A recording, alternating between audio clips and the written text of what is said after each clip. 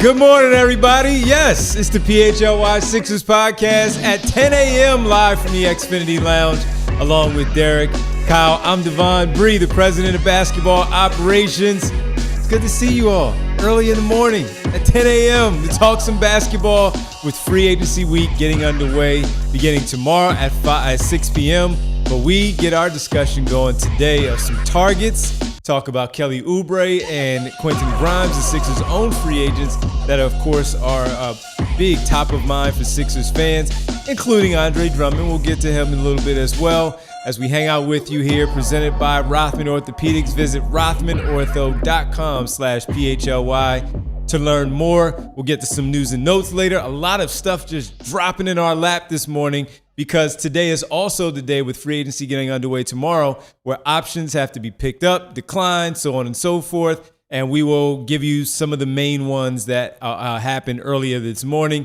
and a trade that we missed over the weekend that we'll discuss a little bit later. A lot of stuff happening right now, man. Yeah. The NBA's going haywire. It's going haywire. So let's really get to it. Well, first of all, good morning. Yeah, we don't get many of these. Derek is the resident morning person of the show, and he's probably... And I'm probably the grumpiest right now. He's probably in the worst shape of the three of us right now. So apologies if we're a little clunky getting rolling here, but we will talk through some fun free agency stuff today. Yeah, so we'll get to, again, Kelly Oubre and Quentin Grimes later, so don't worry about them. We will discuss them if we get things going and they're not the main target right away. It's not that we don't want to talk. We talk about them a lot. We need to get into some of the stuff that has been rumored out there over the weekend that involves some names that the Sixers maybe have some interest in. Maybe you as Sixer fans have interest in these players as well. We'll get to Quentin Grimes and Kelly Oubre a little bit later. But two main names that have been discussed, I would say over the last month, really, since the season ended, and their name picked up steam around the Philadelphia 76ers a lot. And one makes sense clearly because of Mike Gansey leaving the Cleveland Cavaliers, identifying Dean Wade when he was there as the general manager with Kobe Altman, the president of the Cavs, and he's now a free agent, an unrestricted free agent, and that can make some sense for the Sixers. And then the other one is John Collins of the Los Angeles Clippers, one that has been rumored since his Atlanta Hawks days, where many Sixer fans were saying, go get him. Team him up, put him in the front court next to Joel Embiid and whoever else was in the front court at that time, because he is the type of power forward that you would like to have next to Joel Embiid, can play some five, can shoot the three a little bit, especially from the short corner. That makes a lot of sense for the Sixers. Well, both are available, and both of those names have at least been linked to the Sixers. Mm-hmm. We don't know how realistic it is and what their real interest is in those two players, but those two do, in fact, make sense when you talk about filling that one open starting roster spot that they have at the moment with either of those two. Now, Dean Wade, maybe if it's the Kelly Oubre return, could he be a starter? Sure. But at least this is a name that we know that will have heavy interest here in Philadelphia. So, Kyle, as we start off with those two names in general, we'll give you a list of some other names that we want to talk through as well. As many of you have reached out to us during the shows and thrown all these different names out there, might be surprised at some of them that we discussed. But starting off with Dean Wade and John Collins, and then Derek also, just to let everybody know at some point what the Sixers actually have to spend this offseason. But yeah, very little. So, I mean, thanks. Derek can give us a spiel. Everybody. It's the non-taxpayer MLE and potentially the biannual exception, which that's what? 6 million? Yeah, right about there. 6-ish million.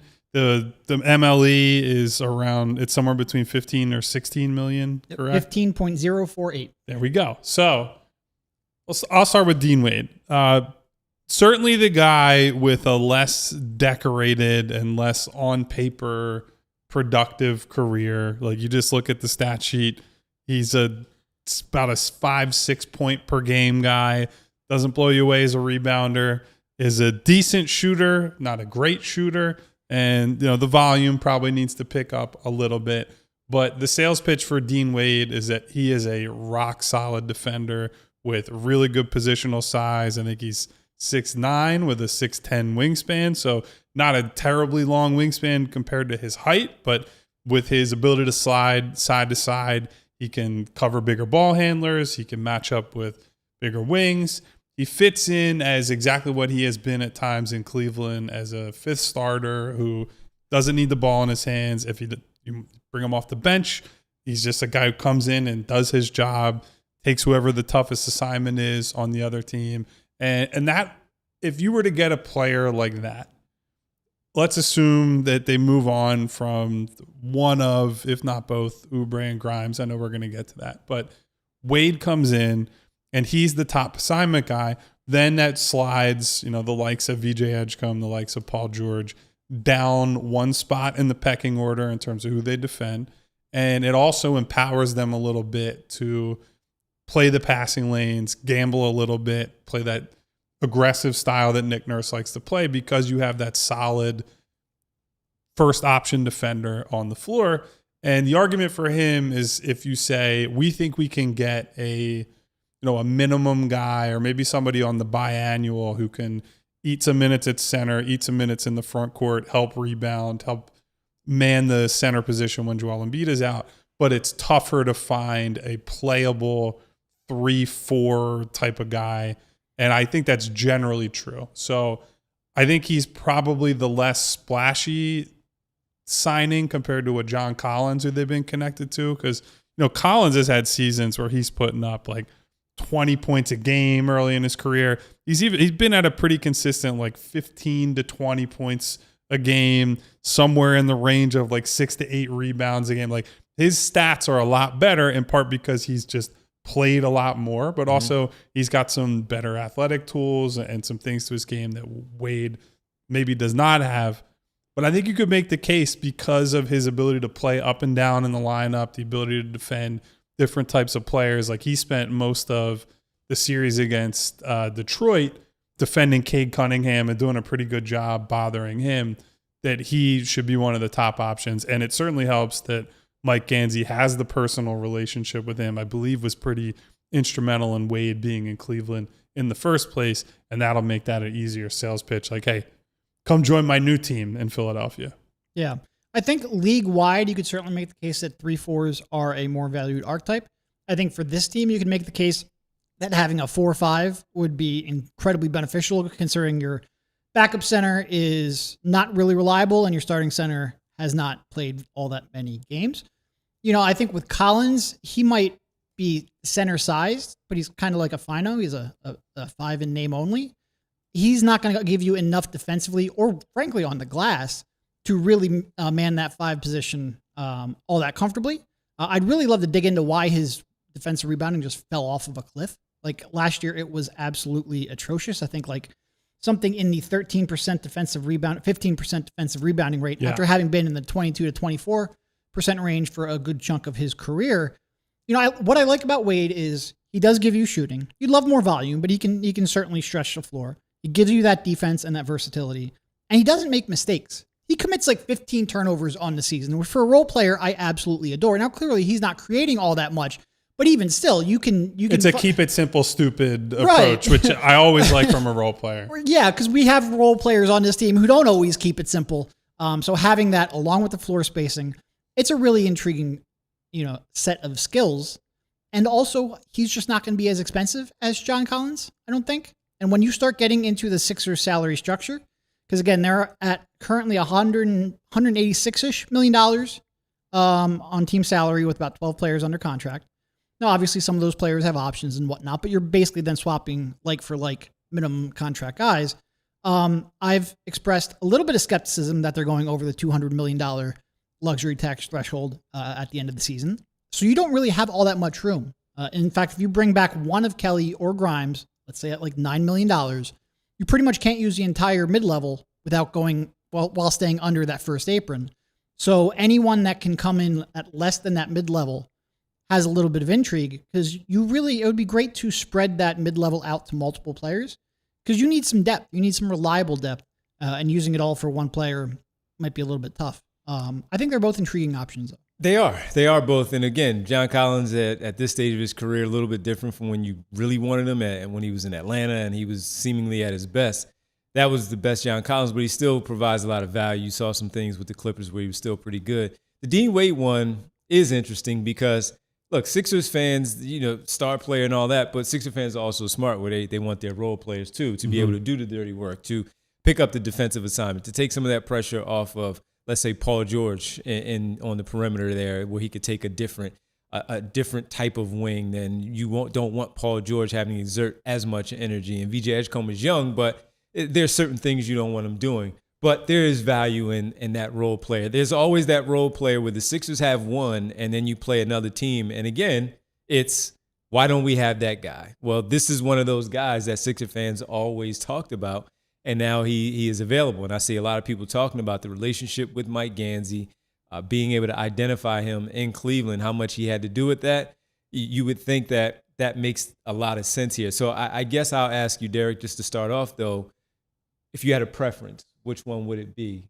You laid out everything you just did, but if you're choosing for the Sixers, their 4 starters that they have, including the other part of, look, it really may not affect Grimes and Oubre all that much outside of the money part, but as far as rotationally, which one would you prefer to have?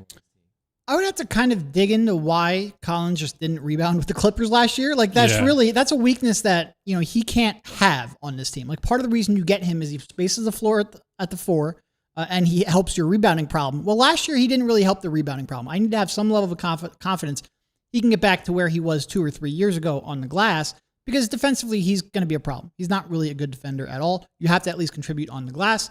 So I would be uncomfortable giving him like the full mid-level unless I really had confidence the rebounding is going to, rebound.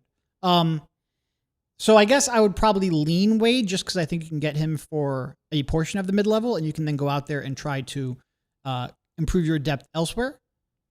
None of them are perfect. None of them are going to fix your problems, but I would probably lean Wade.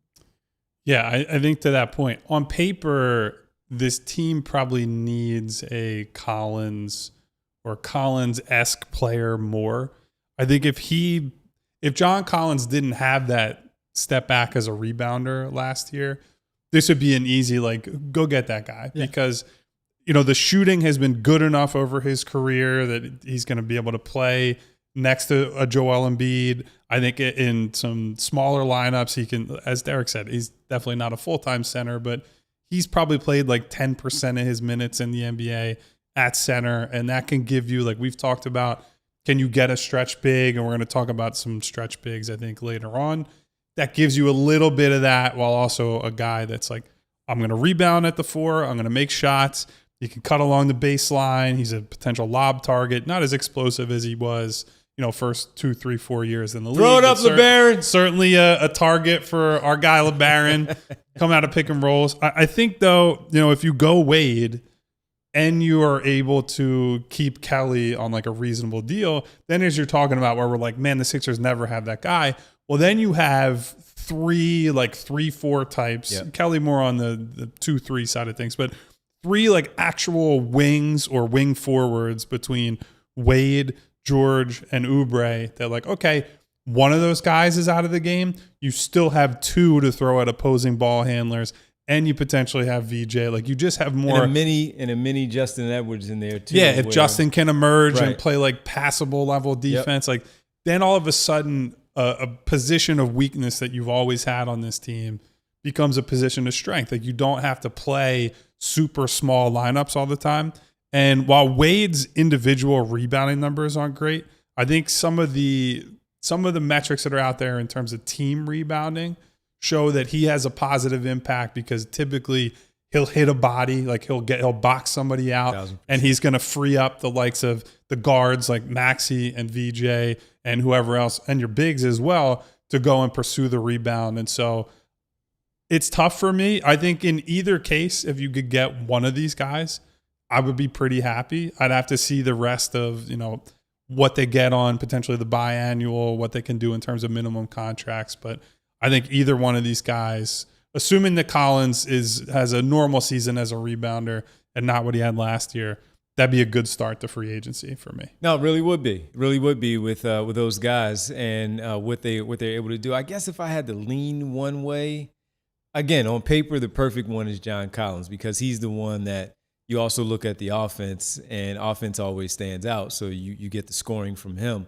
And when there are those games that Joel Embiid is not playing, and let's say it's a Dembona out there, but you still have John Collins. John Collins is going to be a guy that you can still get some of those points from, where you get some of that production from him versus what you're going to get from a Dembona, whoever else may be out there on the floor at the 5. But if I had to choose between the two, I guess I would go with Wade and lean more there financially, as the guys have talked about, but also just because of the other dirty work stuff that I know for a fact that I'm going to get those. As we talk about the questions of the effort of why the rebounding issues are there for John Collins, well, the issues that are there for Dean Wade, they're just there, but the effort will never not be there to try to make up for whatever weaknesses that he does have in his game while you're still out there playing him. He's an NBA player. He's a playable player. He can start for your basketball team, but he's going to give you that effort every single time he's out there on the floor. And then he's also going to stretch the floor out. And that is much needed on this basketball team. Mm-hmm. You would like him to make a few more of those. He'll have his 4 made threes a night or his 3 made threes a game every now and then, but he's always going to – they're always going to have to respect him. And they're always going to have to account for him when he's out there on the perimeter because he can knock down that shot. And he's going to have some looks from Embiid and George, Edgecombe, and Maxey. He's going to have some looks. I wouldn't be disappointed with either one of them if they were available. But if I had to choose, I guess I would go Wade, especially with the financial piece of it, where, as we'll get into the Oubre and the Grimes conversation a little bit, maybe on the other side, as we get into that, we've talked about it openly that if we had to choose between the two, that we're probably going to lean more the Kelly Oubre side of things, but maybe that changed after the LeBaron Fine draft pick as well. So we'll see. But I would probably lean, once again, Wade. I will say, if you can find a way, and I think there's a chance he might get just more than this, but if you can get Wade on that taxpayer mid-level, because that will then only hard cap you at the second apron, which is like $222 million, and that extra flexibility might be enough to bring back Kelly and possibly Grimes both, which, again, I know a lot of people aren't going to love that, but you have a little more trade flexibility than in the future by having a few more mid-level contracts. That might be beneficial. Yeah, I think if we want to talk about the Oubre and Grimes part while we're here and talking about Wade and Collins, I think I'm generally in the camp that I would prefer Oubre. I think the defense that he's played in high leverage matchups, I think, is a step above what we've seen from Grimes. And the flip side of it, though, is that if one of them will take meaningfully less money, I think that probably is a difference maker, because look, I don't care. You could you spend into the second apron for all I care. It's not my money. But we know that the limitations imposed on this team by Josh Harris have been a thing every single season. And so as Derek lays out the different hoops they have to jump through, I think if you can get one of those guys on a, fair-ish deal, that's who you have to prioritize. And I'm assuming that's how they're going to look at it. Now, and so I'd spend my eggs on the external free agents instead. I'm going to go back to reality for a brief moment. Even if they could get Dean Wade on like a $6 million contract with the taxpayer mid-level, do I think Josh Harris is going to go right up to $222 million and spend like $40 million in luxury tax? I'm skeptical. All right, let me ask you this. We'll get to a break here shortly. We'll get there.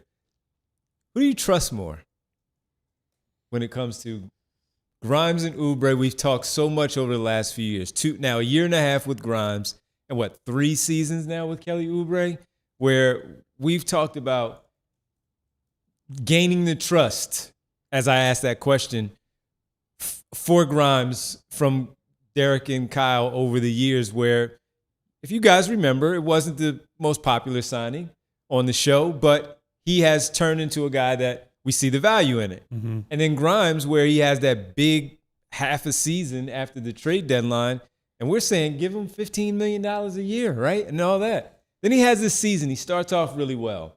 Not so great in the middle portions and even late. Has a great game against Boston, but you see his value as a two-way guard out there on the floor as well. And we gave him a lot of props more for his defense this season than we did for his offense. So the reason why I'm laying all that out is to, again, get back to, Derek, who do you trust more of those two? Just like when we were getting ready for the draft in the 20s, they're flawed players in there. Everybody has their issue. The issue with both of these guys is they're talented, but there's a level of trust that drives you crazy within the season as the 82 games in the playoffs run through. So now you're talking about giving them more money and bringing them back for another large role in this team. Who do you trust the most? The truth is neither. I know that's not the answer that you not want. the That's why not playing the game. That's why you said out. That's why you said who do you trust the most and not just who do you trust. I worry with Quentin that he wants, like, I think Kelly is at a point where he might be more likely to take a deal that I am willing to offer. Whereas I think Quentin is young enough and had his eyes set on a really big contract last summer and might not be willing to accept reality quite yet. So I think just from that perspective, I probably lean Kelly. You know, I do think Grimes is a good defender, a very good defender, even when the offense isn't falling. You know, certainly I think I trust his shot more, even though he had a down year, whereas Kelly's, I don't trust his shot.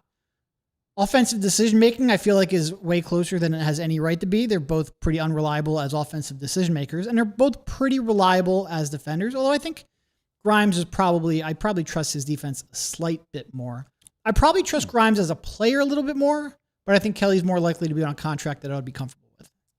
I think I'll go the other. At this point, it's so close. I think I'll play both sides of it. I trust Kelly individually more. I think the game-to-game defensive consistency is there, even when his offense is not. Like, that's the problem with Grimes, I think, for me, is that when his offense isn't there, and there were long stretches last year where that was the case, he can get into a little bit of the, like, everything falls apart. And I think Kelly has gotten better over the years of, like, okay, I'm having a bad shooting game, I'm not involved, like, still dialing it in on defense.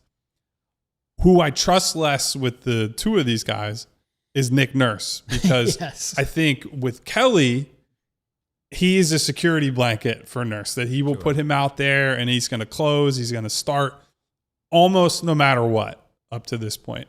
With Grimes, in part because you have Maxey and VJ in the backcourt, and it's easy to just say, well, we don't have room for another guard. But when Grimes doesn't play well, it felt like Nurse, especially second half of the year, was a lot more willing to say, go sit your butt down on the bench. And I think that's important, right? Because I don't think either of these guys are like, man, these are core members of the team that you're keeping over the long term. These are short-term players. Like, what are you getting out of them? What might they be worth on the open market if you were to trade them later? And so I do factor that in. Like, how Nurse is going to handle Phylon or whoever they might have drafted is not as important to me, because that player you're hoping outlasts the coach, or at least is there as long as the coach is. Oubre and Grimes, I'm willing to be like, yeah, these guys are only here for a little bit. And with that being the case, I think Nurse will handle Grimes better than he will Oubre. So it is close to me, but I do lean Oubre slightly. All right, everybody in the chat, as we go to our first break, let us know who you trust the most between the two, especially where you're going to have to pay either one of those, if not both, maybe, as Derek laid out that one piece of Dean Wade possibly coming back where you can get both Oubre and Grimes to agree to a deal to return. Who do you trust the most as the Sixers head into free agency, Oubre or Grimes? Let us know. It's the PHLY Sixers podcast. Early on a Monday, the start of free agency, so we had to have a special start time for you, everybody. We appreciate all of you being in there. Hit the like button. Like and subscribe to the show as always. Leave a comment. And also, as you get your workday started, it's a little bit earlier, and you always telling your coworkers about, hey, you got to check out the PHLY Sixers podcast. I know 3 o'clock, sometimes you can't make it. You're just getting your workday started. You got things going. Maybe you're dragging your feet a little bit. Tell them to turn us on as we hang out with you on this early special edition of the PHLY Sixers podcast. Don't go anywhere. It's the summertime, folks, and you want to be upright and ready to go for everything with your family, your friends, whatever activities you have going on. And the only way to stay upright is with Rothman Orthopedics. There's no reason to push through pain when world-class care is this accessible. Rothman Orthopedics is setting the standard in orthopedic treatment, and they've got the recognition to prove it. Castle Connolly ranked them the #1 physician practice nationally for having the most doctors in orthopedic care. that's experience and excellence that you can trust, I'm with Connolly. I'm right there with Castle Connolly. They're the best. Ready to get checked out? Schedule your appointment today at rothmanortho.com/PHLY. If you want VIP access, the Fast Scheduler program helps you line up an appointment with the right specialist. And with Rothman Now, you can connect immediately with an orthopedic expert for real answers and next steps. At Rothman Orthopedics, it's simple. Your mobility, it's their mission. Visit rothmanortho.com/PHLY and get back to moving the way you're meant to. Guys, next up, we want to tell you about Xfinity, specifically their 5-year price guarantee. Because what if you could have reliable and intelligent Wi-Fi? And what if you could keep it at the same price for 5 years? That's the Xfinity 5-year price guarantee. Imagine Wi-Fi that makes everything in your home work together, that finds and fixes problems before you even notice them, like a super intelligent Wi-Fi with a sixth sense. And that lets you stream the game even when the whole family's online. All your devices work in perfect harmony for 5 whole years. Here's the best part. There's no annual contracts, no hidden fees, and Xfinity's best equipment included. Take it from me, a lot can change in 5 years. Championships are won, records are broken, dreams grow bigger. But your Wi-Fi, it should stay reliable, and the price should stay put. Lock in your price and unlock the possibilities with Xfinity. Learn more at Xfinity.com. Xfinity, imagine that. Select plans only, restrictions apply. All right, we're back here on the PHLY Sixers podcast. Derek, Kyle, Devon, and Bree. Hit the like button, like, subscribe, leave a comment. We appreciate you as always. A lot of Oubre's in there in the chat. I would say more Oubre than Grimes in there because he knows his role. Yes, he can go off script a little bit every now and then. Everybody wants their touches and they want their points, but more Oubre and Grimes than I think a lot of people say that. And sometimes Grimes just goes too off script offensively where it's like, are you going to pass the ball, my man, and share the rock? But I would agree with Kyle on this one and lean more Oubre than I would Grimes, where I feel like he knows his role at this point. He's accepted his role. But when he does have those good scoring outbursts like the start of the last season before he got hurt, he was averaging 17 in the first part of the month.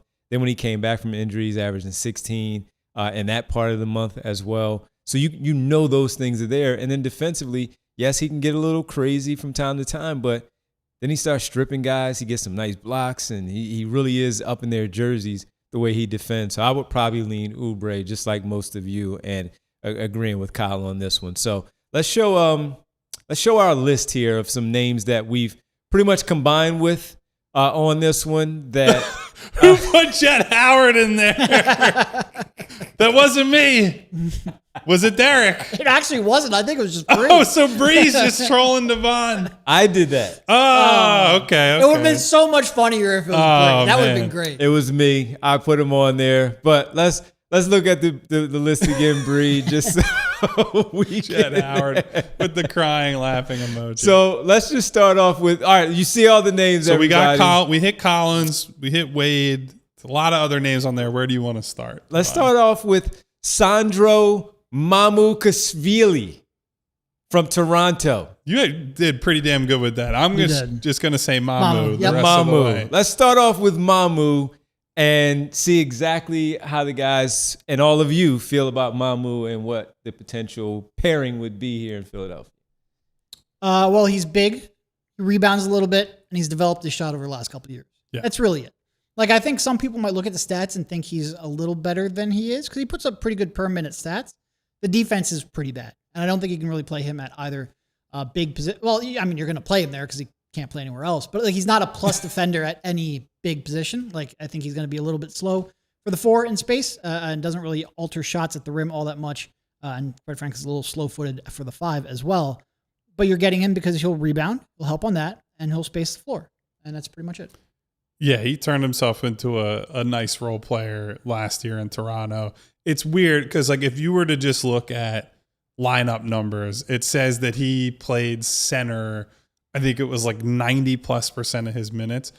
But if you actually did some digging, I would assume that would show you that Colin Murray-Boyles was on the floor with him in a lot of those minutes. And so whoever the nominal center is not really relevant because CMB is doing a lot of the rim center protection stuff and rim protection. And they're also, in many cases, playing a more aggressive defensive style anyway, which is not going to be applicable to this team. I think what Derek said is exactly right. Like, this would be, to me, probably a lower cost version of the Collins thing. Like, different strengths than Collins, because Collins is a much better athlete, like much more proven track record, but someone who can potentially, theoretically, play 2 front court spots.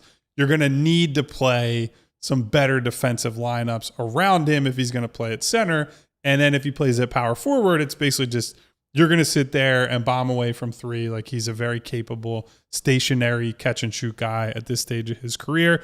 Went from like a pretty bad or just ineffective shooter for a while there to close to 39% last year on decent volume for a role player. So he's someone that I am very interested in. I think he's a pretty good rebounder at this point too, or at least he was last season. So I think he's potentially gettable for less, like a smaller chunk of the MLE. So if we game it out and you say maybe you're able to get, I don't think this is true, but if you were able to get like Wade and Mamu, and you can, those are 2 of your outside free agents, and then you can stack up some minimum guys otherwise, I think that ends up being a good offseason. Those 2 and maybe Oubre or Grimes? Yeah, also? like, because Okay. if you use that 15-ish million, and let's say you can get Wade for like 10 a year, and Mamu for like 5 a year, because he's got a player option for, I believe, 2.8. And with how Toronto just drafted, bringing in Graves, they've got CMB. We don't know what's going to happen with the Kawhi rumors that are out there. It could just be that like his role is going to shrink and he's surplus for requirements there. So maybe you can give him a little bit of a raise, clear path to a role here, and get him in here. Like, he's certainly someone they should kick the tires on. Starting role, bench role, where you kind of if you do it where you're bringing in Wade, like Wade and is the guy who Oubre, let's say starts, Oubre and then too. Mamu as a bench option. Yeah, Oubre. Nurse loves to say that they're going to start guys based on matchups and then start the same 5 guys every single game. So I would like to see them get more to a place where, hey, now you have a solid 7 or 8 with like 3 interchangeable 5th starters, and we need more shooting tonight. Throw a shooter out there. You need more wing defense tonight. Maybe that's a Kelly Oubre, a Dean Wade type game. Like, that would be a great place to be as a team. But yeah, I think he'd be like a top 8 guy for sure. Yep. Definitely.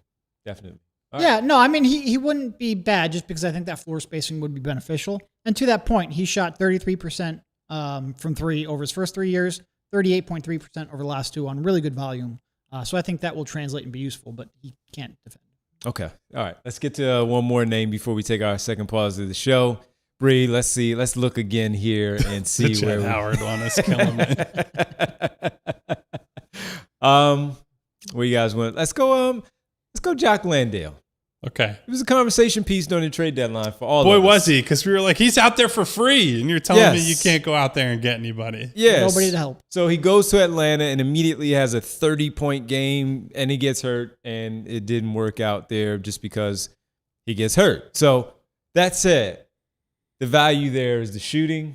We know he can rebound a little bit when he's out there as well. He can give you a decent 30 minutes in some of those Joel Embiid, non-Joel Embiid nights.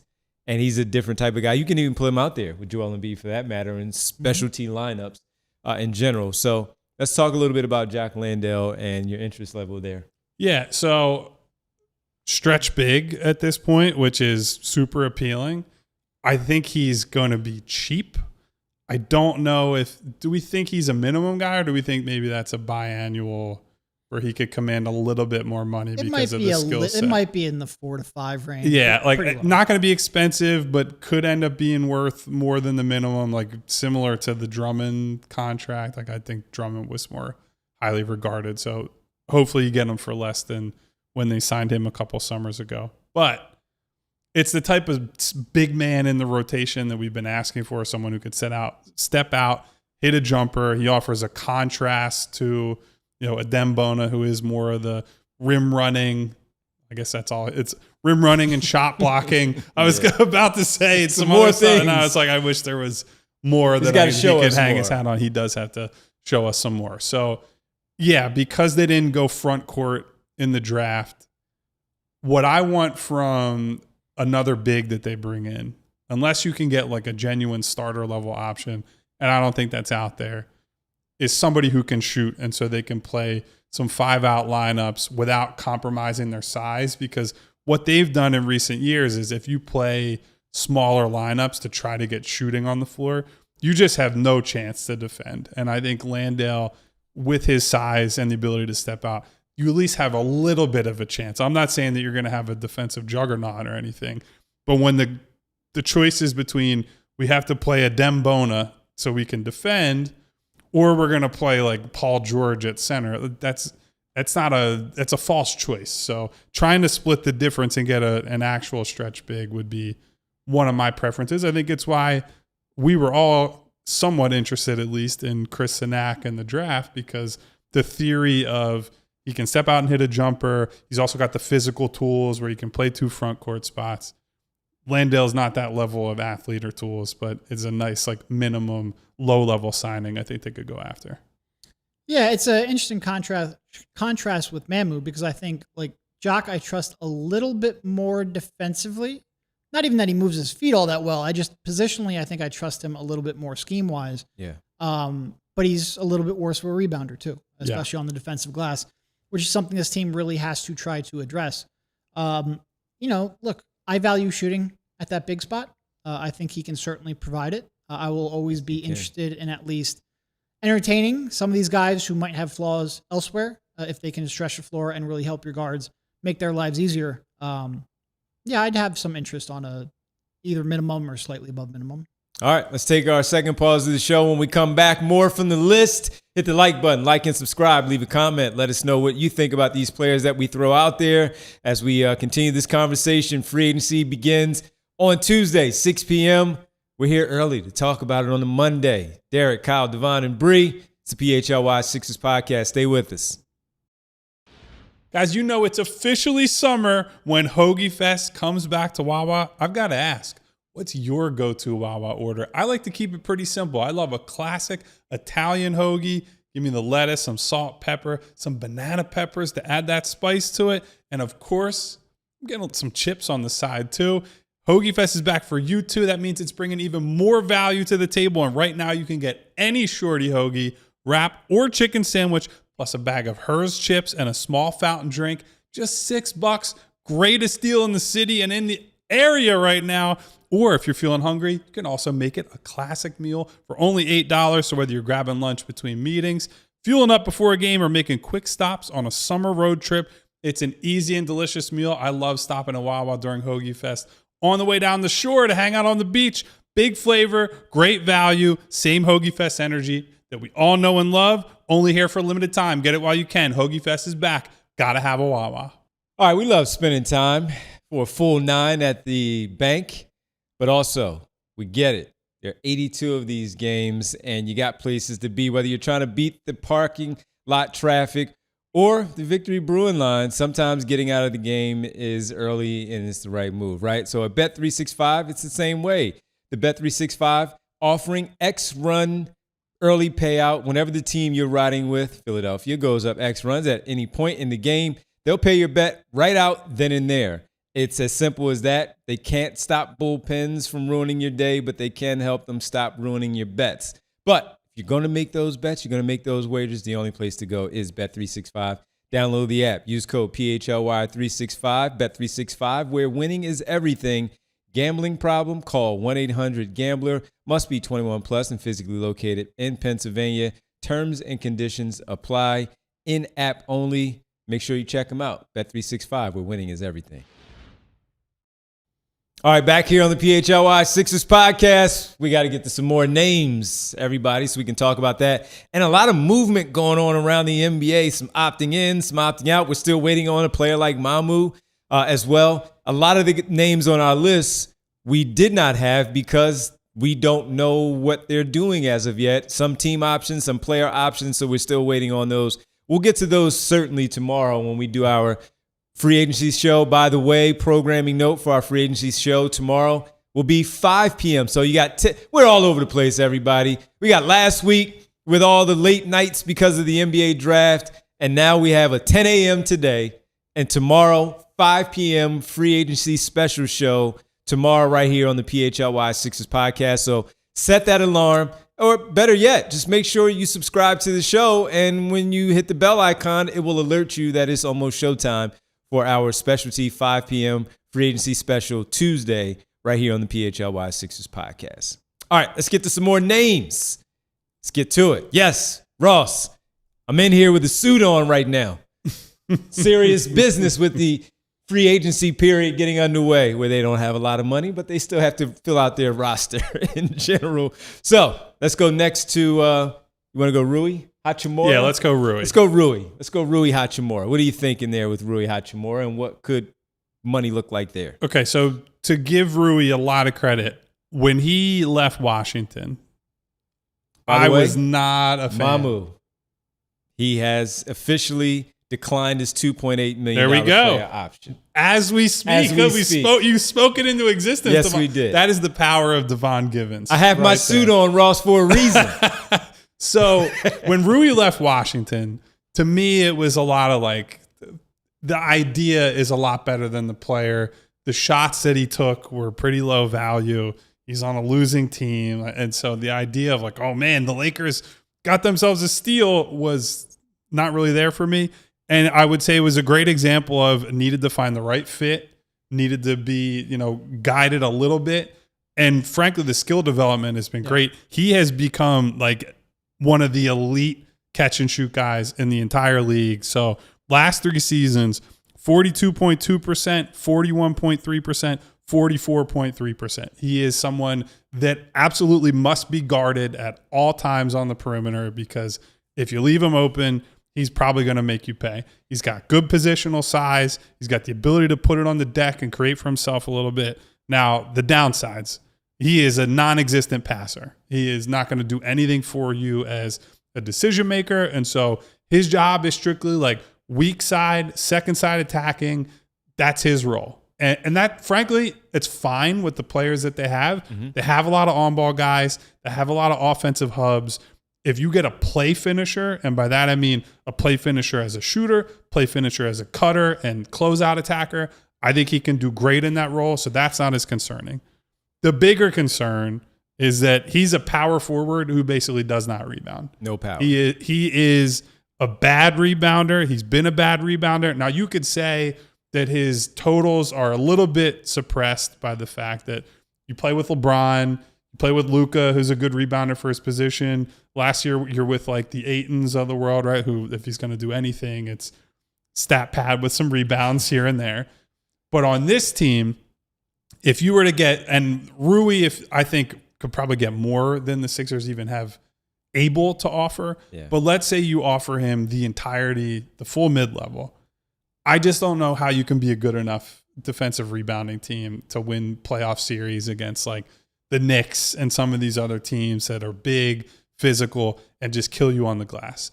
If you're trying to carve out an offensive identity, I think Rui is one of, if not the best names on this list, because he can thrive in the exact role that you need him in, and he is a dead-eye shooter. Unfortunately, I think he actually makes one of your worst problems even worse, because he is that bad as a defensive rebounder.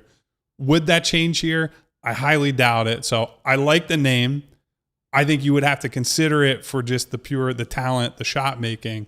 But I think it is trickier than maybe some people want to believe. Yeah. He has signed a 3-year, $51 million deal. So he's coming off of 15, 17, his last year, 18. And I don't know how they're going to be able to afford that. Yeah, there's the cost, because he's going to have suitors. Yeah. There's the defense, and there's the rebounding. Those are all 3 pretty big concerns. It is like, and he was like a mid-30s three-point shooter with Washington his first 4 years. And then he switched his teams. Last 3 years, we're talking like 44%. Just pretty lights consistently. out. And that kind of catch and shoot shot and threat, I think, would really help this team. So I'm not going to just completely dismiss it, but the flaws are tough. And to Kyle's point, like those are some of your biggest flaws as a team. It would be great to get the shooting, great to get the floor spacing, great to get, that kind of off-ball scoring threat. I just wish it didn't come at the expense of pretty much everything else. I think the case for signing him is that because he is such a great shooter, and that's something that teams are always in need of, if you sign him to a $15 million a year deal, and again, I think he can and probably will get more than that. There's almost no world, unless he suffers a catastrophic injury, where he's not tradable later. Like, that's a contract that I would be stunned if Rui from age 28, 29, 30, 31 making $15 million a year is not a tradable deal. Like, that's a good player who serves a role. Other teams will not have the rebounding problems. And so if Mike Gansey in the front office says, this is the best guy we can get, like best talent we can get on the market with the money we have, we'll figure out the fit stuff later. That would cause some problems on the floor in the regular season, but I think you could easily justify it because that one signature skill that he has now is super elite at that position. More names on the other side quickly, though, as these moves are coming in pretty fast here. That I saw somebody earlier in the chat mention Josh Minot, he waiting for the player option and deciding on what he was doing with the Brooklyn Nets at the trade deadline from Boston to Brooklyn. He has now declined his option, but it clears the way for a new 2-year, $9 million deal. So he is not available for the person that was asking a little bit earlier. Would have been an interesting name, but we didn't have him on there because, again, we were waiting to find out. Final break here. When we come back, we run through some more names and get to the rest of the news and notes with the other moves that are happening around the league. Stay with us right here on the PHLY Sixers podcast. Guys, you know what's funny? We can stream anything instantly, order food in like 15 minutes, but somehow getting tickets to a game still can feel like a full-time job. Waiting rooms, price jumps, hidden fees. It's brutal out there. That's why you have to use the Game Time app. It makes the whole thing easy. We've been trying to tell you guys this for years, and it only keeps getting easier using the Game Time app. I was looking for tickets for World Cup the other day. There have been a lot of games in Philadelphia. The Ivory Coast, the team I like to watch, was here. Croatia was here the other day. And I love it. Before I get my tickets, I can see the view from my seat that I'm going to purchase. So you're not guessing if you've got obstructed view seats. You know before you make the purchase. They also have these zone deals that I think are super great. Pick the seat in a zone and they take care of the rest. You save a little bit of money. There's no stress when you work with Game Time. Take the guesswork out of buying tickets. Download the Game Time app, create an account, use code PHLY for $20 off your first purchase. Terms apply. PHLY for $20 off. Download the Game Time app today. Guys, let me tell you something that I like. Something that actually rewards the way you already spend your money. That's exactly what you get with the Everyday Elite Visa credit card from Trumark Credit Union. We're talking up to 4% cash back on eligible everyday purchases, including gas. And I don't know if you've been paying attention, but gas can be a little volatile right now. And for a limited time, new cardholders also get a 0% introductory APR on purchases for the first 12 months, then 17.99% APR after that. More cash back, less catch. Apply today at Trumark.com or stop by any of Trumark Credit Union's 24 branch locations. Rates based on credit worthiness, 4% cash back on eligible purchases. Bonus categories capped annually. Restrictions apply. Visit Trumark.com for details. Insured by the NCUA. Back here, final segment on the PHLY Sixers podcast. Make sure you like and subscribe. Leave a comment. We appreciate it. As always, Mike Scotto, friend to the show from Hoops Hype. He had one, Kyle. Yes. Mike Scotto reporting that Day'Ron Sharpe is returning to the Brooklyn Nets on a 2-year, $20 million contract. So $10 million a year, admittedly on a shorter term deal, to return to the Nets for Day'Ron Sharpe. Right now, that's his starting spot. Yeah, he's turned himself into a nice player over the last couple of years. A player we talked about at the trade deadline that all three of us liked, and they decided not to move him. So good for him. Good for him indeed. And that's probably why you take a 2-year deal, because you believe that you are going to be able to command more than that when that contract's up. Yep. All right, let's look at some more of these names on our list. Let's go with where do we go here? They need ball handling too, Derek. Do you have any interest in Aaron Holiday, Gabe Vincent? Well, I always have interest in bringing more Holidays into the organization. Bring them in. You got to complete the set, right? They've had Justin, they've had Drew. They got to get Aaron in here and make sure that all the Holidays have come to Philadelphia. I feel like what was his? Because he's short. Like, he's really short. six foot, 6'1". but doesn't he have a pretty decent wingspan? I can't. I'm not talking. I can't do I need big guards if we're bringing in guards.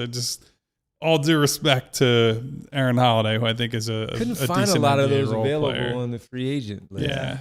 Yeah. Well, that's why you got to draft a LeBaron Philon. The big guards not there, so go get your guard in the draft. I'm going to check his wingspan. You need a vet guard. You need a vet guard on the list. Kyle Lowry can sit on the coaching staff. How's that? And then maybe you can call him into duty if he wants to play at some point. So that's the direction, though, that you're going to need a veteran guard on the list. You could use a fourth guard, especially if you don't bring Quentin back. I do think the 6 foot part might be a little tough to navigate.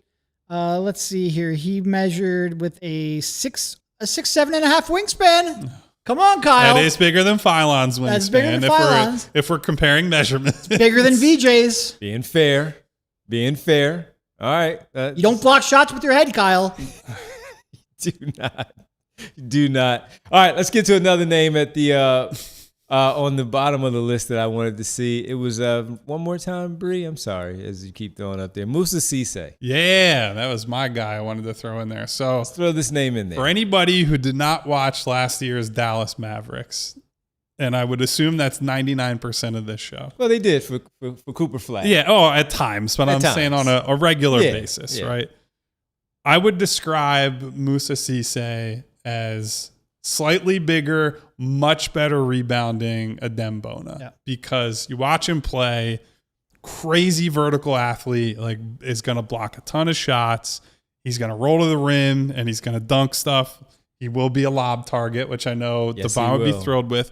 And he defensive rebounded 25% of available misses last year, which is a great number. And that's an indicator of a guy who goes up and pursues the basketball, indicator of someone potentially with better hands than our friend Adem Bona. Now, we're extrapolating from he's only playing about 14 minutes a game last year, and he is a restricted free agent. That dude has energy too, man. But he is a version of that player who does one of the things that Adem is awful at, which is defensive rebound. Now, here's the problem. He fouls maybe even more than Adem Bona. He is just out there swinging away. And so if you were frustrated by Adem's tendency to foul, I don't think this is the guy for you. Man. However, if you like Adem's, just frenetic energy, you want someone in here as that type of big who also is going to go and grab defensive rebounds. I think Musa Cisse is a good, potentially very cheap option. I think because he's a restricted guy, unless you're offering him something silly for someone who barely played last year, appeared in 38 games, played 14, 15 minutes a night, Dallas is probably just going to match whatever. So it's probably a moot point, but I just wanted to throw his name out there as a rebounding Bona. That's my sales pitch. Bona. So whether that appeals to you or not, I don't know. But he was a tremendously fun player when I watched Dallas last year. 6.5 fouls per 100 possessions. It's honestly impressive how much he fouled. But it is also impressive how many shots he blocked and how many rebounds he got in the short amount of time he played. He's out there playing like it's summer league and you get 10 fouls.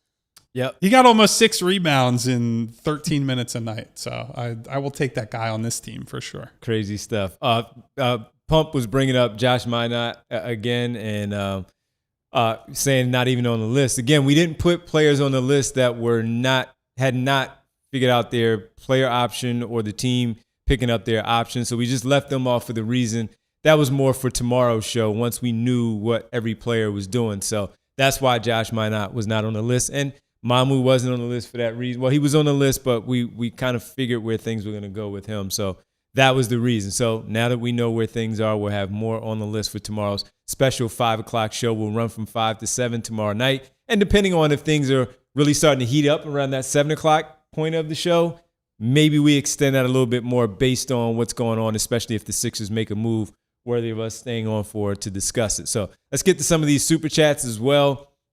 Puppa says, happy to catch a live stream. Usually have to catch up later on. Health reasons keeping me away. Love all the hard work you guys put in. Much love. Much love to you, Puppas. Feel better, Puppas. Hope you're doing better. Yes, thank you for joining us and catching us live. We hope you feel better. We hope we make things a little bit easier for you as you go through what you're going through. But the support is here. Much love back to you, Papas. Davon says, how this roster is if we can't go get both is useless. I think he's referring to Wade and Collins. Yeah. That if they can't get both of those guys, it doesn't matter. Both? I don't think. Well, number one, I don't think it's happening. One of those guys, if not both, will get a good chunk of the MLE. I think it's likely Collins gets like the full, even if it's only on a short-term deal. But I hear you. It is the difficulty of where they're at. You can't sign. There's not one guy out there that is going to solve all your problems. And so you have to do so a little bit in the aggregate. And that's without getting to like, they got to make decisions on, do you want Trendon Watford back, for example, on his team option? Like there's a lot of little micro decisions coming in the next few days. Yeah. Unless you could convince Wade to take the biannual. That would be great. Yeah. Because that would be limited to a 2-year deal. So you're legitimately only shelling out like $10 million over 2 years for him. Outside of that, there's no way. There's no way to get both. And that's why to Pumper's super chat where he says, we talking Josh Minot. Now we stuck with the four guard lineup. Who has forsaken my team? As Kyle just said and what Derek just laid out, that's why we're talking about Josh Minot as players like that of what you may or may not be able to afford. And that's just it. You have 4 players, well, 2 players on the roster, third with Tyrese Maxey with his max deal as well. They're kind of cash strapped. The reality is with those contracts for Joel and Paul specifically, unless you can and will move one of those, there just are no reasonable paths to making these trades. And it, as much as we're all, I think, down on Grimes, one of the reasons that Derek really hammered home last offseason that you might have wanted to give him a reasonably priced longer-term deal is at least that would have been a tradable salary. At least you would have had a, $15-ish million. Now, they never even got to that place based on the reporting around that. But if he's on 15-ish for 2 to 3 years instead of the $100,000 raise offer that was made, you have some openings to say, hey, we want to swap this guy out for, maybe a starting forward that's making that type of money. As it is, you just don't have movable contracts to make it happen. All right, let's get back. Appreciate the super chat, Pump. Stop starting with this, man. Let's get to one name on the list. The rest of these we'll address a little bit more tomorrow. Bree, show one more time. Jett Howard. His name has come up in the chat here a few times. I think I'd rather talk about Tim Hardaway Jr. Big guard. And look, he's like what, 6'7", 6'6", 6'7", big guard that you can. They didn't pick up his option. Do you guys want to watch Devon quit in the middle of a show? Because if they sign Jett Howard, who I've never seen this man react more viscerally to anything or anyone than he has reacted to Jett Howard. And the problem is because he has all the things that you want, right, for a big guard. But he doesn't do the stuff that you should for the big guard. We're going into overtime, everybody. Thank you on the television side. Thank you for joining us early. We will see you tomorrow at 5 p.m. for our special 5 p.m. free agency special. We'll go from 5 to 7 tomorrow night as we talk about more of these names. I see Zaire Williams' name in there. I saw that, what happened with the team, did not pick up his team option as well. There's some interest there from some of the Sixer fans in the chat. So we're going into overtime here. Head on over to allphly.com for the remainder of the show. Thank you so much. 6'8" between and unseen says, and he can't do the 6'8" stuff. That's the problem. It was so funny when Jett Howard randomly came up during a Sixers Magic post-game show, and Devon just absolutely loses his mind. Yeah. I was like, where have you been saving this all these years? I've been working with you for years, and I didn't realize that Jett Howard was public enemy number 1 for our guy. So let's really dig down on this. All right, let's dig Is it because he's 6'8", and for his career shoots 39% from the field, 32% from three-point range, or the fact that he doesn't rebound and doesn't pass? Which of those? Or the fact that he went 11th overall for no good reason? I was going to bring that up right there as you're laying all that up. He went 11th, and I'm sitting there that night. What? How did he go 11th overall? I know his dad was the coach, and he has people in the league and all, but how? That's why. 6'8", and he just, and I went, so he goes there, and I'm like, okay, they're rebuilding. They like the analytics types that really support what he has, 6'8" and all that stuff. But I just didn't see it, and I still don't see it. And he's had opportunities, especially this year. He had an opportunity to play a lot more, and it just did not work out. He had a few games in there, moments where he would have about 18 points or something like that. But for the most part, for that team, for what they asked those wings and those bigger guards to do, and you have a smaller guy in Jalen Suggs, and you can throw him out there with Franz and with Paolo and with those centers that you have there. I just don't get it. I don't see it. And I mean, I do know that there's some Sixers fans that like Jet Howard for the fact that he is 6'8", as all that, but I just don't get it. Well, if you're 6'8" and you don't rebound, then what's the use of being 6'8"? Yeah. He did shoot better this year. He did shoot better. 33?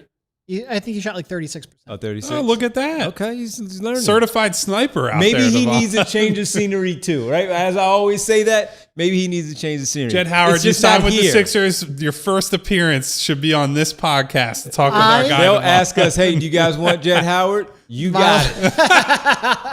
Devon will be working the camera that day. That day. You got it. Okay, a name that was not on our list. Let me throw at you real quick. Would either of you have any interest, price dependent, of course, in a reunion, not with 12, but with Matisse Thybulle, who is a free thought about agent? putting him on the list. Yeah. The shooting just still never caught up. So the numbers are actually pretty good the last couple of years, but he's play. only played 45 games in 2 years. I think is the bigger downside is he just has not been healthy for most of the last couple of years.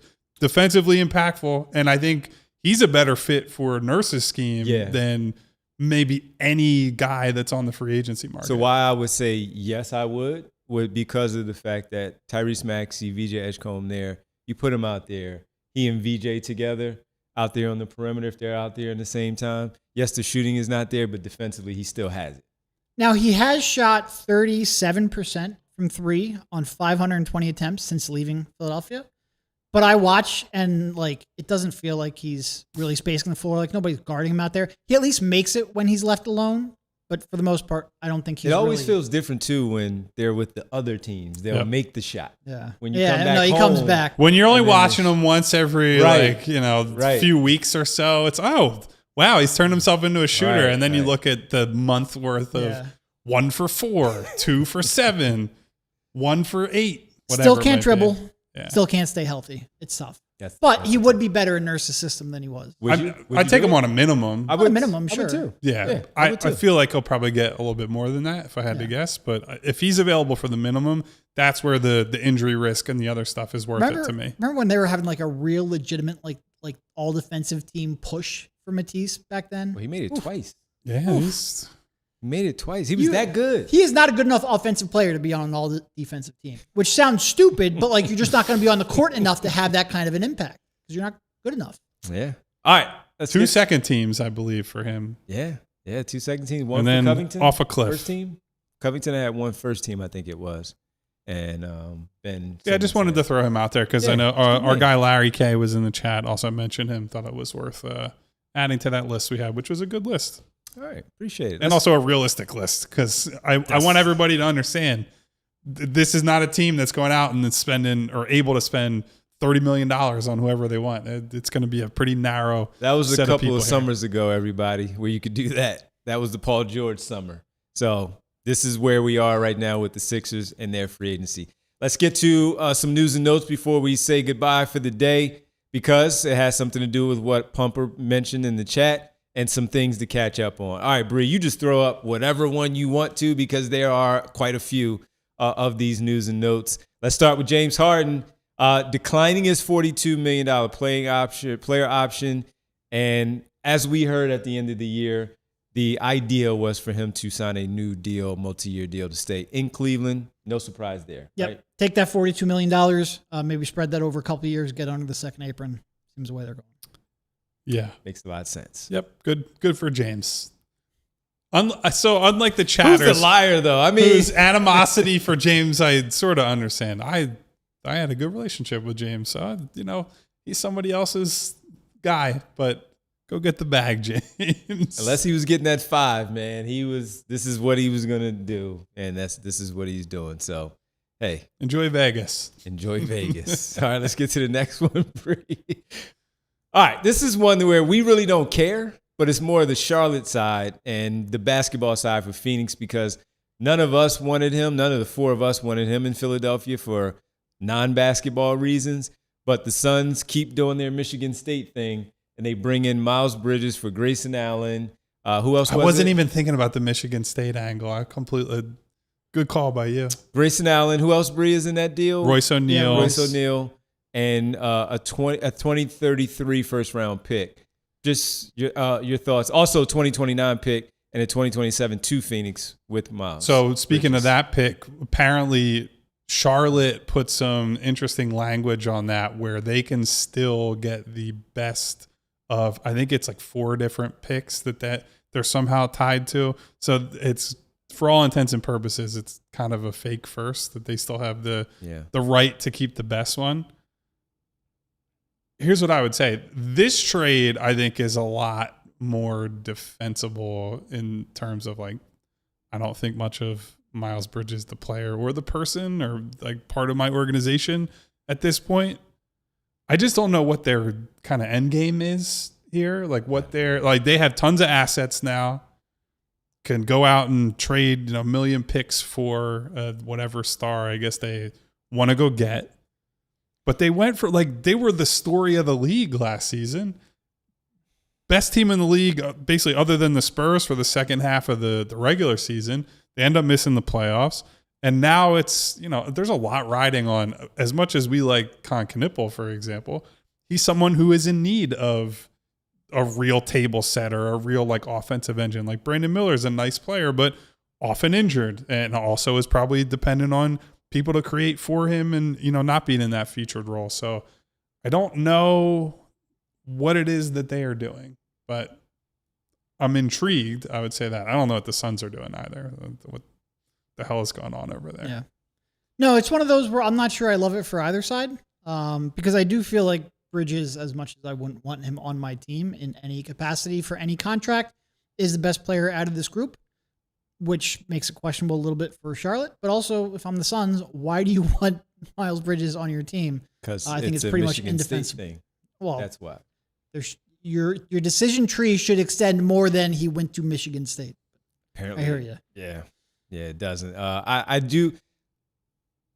You're not wrong with the whole Charlotte thing, but I don't mind what they're doing because in the end, I don't trust LaMelo Ball. In the end, and that part I 100% understand. Yeah. So in the end, and you have a cheaper contract there with Kobe White. You pick up Christian Anderson in the draft.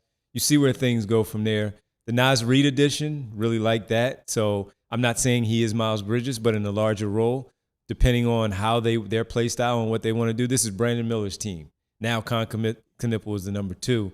As far as I know, Brandon Miller can get his. Con Knipple, we loved it. You got to do it again. Year number 2, bigger role without the table setter. More of the on-ball creation stuff. So I don't mind it, especially with all that they're allowing themselves to create this space. They know they can't win right now, though. So with it, they get ahead of everything. And then when it comes time to adding that next big piece, they have already jump-started things where they're still good enough. We talked about the culture set that now E. Ross, Gene, is talking about. And we talked about that going into the draft. All the rumors that had come out about who they wanted there were like they wanted to shift the foundation a little bit in terms of the makeup, personality-wise. Yeah. Get that out. Which, if you're going to do that, the Brandon Miller piece is, based on what happened with him in college. I don't know that but has kept himself out of trouble in the 100%. League. So maybe that's let him learn from all that. But yeah, it's I don't know. We'll see what happens. I still think they're a play-in team, maybe a back-end. Which might be more about the East than it is them. But yeah, they have some decent pieces there. And again, they can't win now. So they're just setting themselves up. Cultures change, and we see where it goes from there. All right, last one. Draymond Green, he has declined his option, and he is going to. This is the big thing here, where I think it was our friends last night, Mark Stein and Jake Fisher, reported this last night in their piece, where it was them going after them. I mean the Warriors looking to acquire Anthony Davis to also entice LeBron James, where his name has already been out there with them. The Anthony Davis piece is new to all of this. So Draymond Green declines his option. He's going to re-sign with the team, but it frees up the opportunity for them to potentially trade for Davis and then sign LeBron James, or however the order has to be. So Eugene brought it up, said, what was the movie with all the old action stars? That's what the Warriors are building. It's Yes. The Expendables. And love that franchise. That's the exact analogy not a that big most fan people of have been making Stallone here. right now, but go ahead. Yeah, that's another. Yeah. But the Expendables So there's are also connected to this, Chris Haynes came out with a report while we were on the air, because there had been previous reporting that the Lakers have not even talked with LeBron about a new deal. Evidently, now that the Warriors stuff has started to take shape, now there's an expectation the Lakers could finally sit down and have a conversation with, that guy, you might have heard of him, LeBron James. So I would kind of hate if he went to the Warriors to end. Like, they're on the one hand, it's like, hey, LeBron and Steph. On the other hand, it's like, it's LeBron and Steph, and they're both old, and it just, I don't know. I don't know how to feel about it. I actually have only one serious LeBron take, because I saw the recent photos of him traveling with all the old Cavs guys. No more dye in the beard. You got to go gray beard for the final season. He's gray beard. He's rocking the gray beard on vacation. Looks fine. Embrace being the old man in the league. Like, just rock with it. Looks fine. That's my only take. And part of it is that Jimmy Butler will most likely have to be moved, coming back from his, the ACL tear, that he would have to be moved in the Davis deal to allow the two of those players to eventually come in. So we'll see where that goes. But I wouldn't mind the LeBron thing, just because I guess the Lakers thing is kind of tired for me now at this point. So it's just like, all right, man, just go ahead, and may not be able to get that other star to go with Steph Curry to close out the career. I don't know who. It's always Giannis. It was there was some other names that were out there that they could potentially go after, and they never got any of them. I mean, they got Jimmy Butler, and then Jimmy Butler gets hurt, so it changes the timeline a little bit again. At least LeBron James plays, and maybe that will set some things up for them. So I think it just creates the most annoying possible dialogue with all the GOAT stuff, like, Michael Jordan never would have played with Steph Curry, and it's just like, who cares? They're like 100 years old. Like, at this point, it doesn't. It's just like a fun whatever. Yeah. The dialogue around it will be exhausting, and it won't matter really at all, because they're not winning.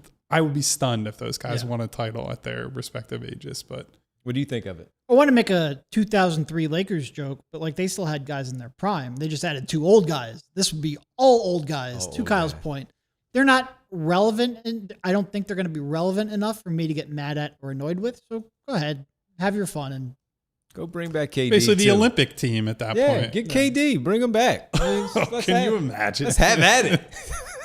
That would be KD can go get another fake ring. There we go. I knew I would piss the ball off with that one. Here we go. Here we go. Also, Shams did say that DeAndre Ayton is opting into his $8.1 million deal. No surprise there. No. That's about as surprising as Levine opting into $49 million. So it's like, you could have scheduled that tweet in like January, and it would have been true no matter what. Did we miss any? I think we got all of them in, right? he is somebody that we don't talk enough about being the worst contract in the league. Like, he's right up there. How many years does he have left? I forget exactly. Probably the 3 last or 4. one, right? No. No? I think he's a free agent after this year, if I remember correctly. If that was longer, that would be right up there with the worst contract. Wow. Fred VanVleet also opted into his $25 million player option. Also, no surprise, coming off of an ACL that he was going to opt into his. We talked about it before the year. That was a big miss for them all year. Part of why they also moved up to the top of the second, wanted to get another guard in the building in Thornton. Yeah. Mike Scott also had that too, friend to the show, as we mentioned, Day'Ron Sharpe and Josh Minot as well. Buddy Hield, Atlanta picked up his $9.66 million Feels salary. like precursor to a trade is a lot of the talk out there. So we'll see what they end up doing with that. Yep. All right. That'll do it for us. We have a big free agency show on Tuesday, 5 p.m. special start time. We hope that you all will join us. Make sure you spread the word once again that we will be there for the show. So not only you, but whomever else in your office, family, friends that want to find out what's going on with the Sixers. Kelly Oubre, Andre Drummond, Quentin Grimes, any of these, for that matter, Trendon Watford that Kyle and Derek brought up a little bit earlier. What's going to happen with him? Make sure Dominic Barlow, what's going to happen with him? I do have a suspicion, an informed suspicion, that they are going to probably decline that team option and work with him on some form of multi-year deal where they'll spread it out a little bit. I have no problem. Yes. I have no problem with that at all. It's been our expectation for a while. I'm pretty sure that's still in the works. That was certainly the plan before the management change. Yes. All right. So we'll have that for you tomorrow, 5 to 7, and it could be extended based on any potential Sixers news that drops during the show that forces us to go a little bit longer. Based on the way the 7 second o'clock. round happened, we're going to be sitting here for 2 hours with nothing to talk about again. And then by the time we get home, emergency pod. Yes. Exactly. You're going to hear a lot of sleepy Mike Ganseys from Derek over there. That's been his new favorite thing. All right, let's get to it, everybody. It's the world famous roll call. Thank you, everybody, for being here. First and foremost, got to thank our super chatters today. We had one from B Pump GPT in the building. We had one from Schoolboy. And Bree, who was the other one? Real quick for me. Puppas. Puppas, who's on the mend. Get well Hopefully, soon. Get well soon, Puppas. Thank you for being here. And this is a time that probably works well for Puppas. Yep. A lot of questions about the showtime change. We got stuff One going on day here at work. only. This But is listen, there's a lot of, I like this 10 o'clock. Not from the three guys up here. So. Show up forget at Bree. 3. I'm not killing the messengers, but I don't think we're going to be doing a lot of 10 a.m. shows. As Devon said, 5 to 7 tomorrow, we'll have a free agency special to kick things off. So hopefully we see a ton of you and even more there tomorrow. So thank you to Jesse Bond, to my girl Nona, to Alex Stern, to Zach D. What up, Zach? To Deck Inc., Larry K., Walrus, Vans, Between and Unseen. Between and Unseen early in the day, I hear you. William, is it Bucher? Butcher? Bucher? I think. Are you related to Rick? You know, we all know. We know. Your boy, Andrew Sharp, Mr. Sandman, Daniel Marai, Billy Covington, Darth Payne, Philly Cali, Larry Jackson, who was giving us lots of compliments in the chat today. Thank you, Larry, for stopping through. Phil W., Damon Carver, Marquise Lamont, Walking Weapon, Easy Work, Big Mac. Easy work, 10 a.m. Vincent Pellegrini, Mom's Grandchildren, of course. Lou Sabrina, Skills, Mike Wilson, 3-time, E-Train, Val, Schoolboy, Jazz in the building, Weebay, The Jazzy. Flying Zebra, Philly 0024, Attila, Elton, not to be confused with EB. Shout out to both Eltons. Hello to Tree J, Jesse Bond, Orky Greens, Reardon, Sniper, Code Ran, Eugene Ross. Thank you, everybody, for being here. If I didn't get to you, it's just hard to write names down while we're doing an hour show. Got lots going on over here. Darkness! Turn the lights down. Also in the building. Hello to our friend Darkness. Thank you all for being here. On the way out, guys, if you haven't already, hit the thumbs up button on this video. When you hit that button, it doesn't just make a big difference for us on this show. It makes a big difference for the whole crew here at PHLY, and it says thank you. The super producer, Bree, holding it down on the other side. Thank you to Bree, as always. Coming in early to get the show set up, making graphics, making sure everything's held together with rubber bands, glue, whatever things we have around here to hold the show together.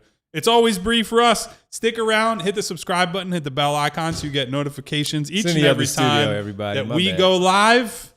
Next time, as Devon said, tomorrow, 5 p.m., free agency special, 2 hours to open up the free agency period from 5 to 7. Until then, stay safe. Take care of one another. Goodbye, everybody. See ya. We all silly like the mayor.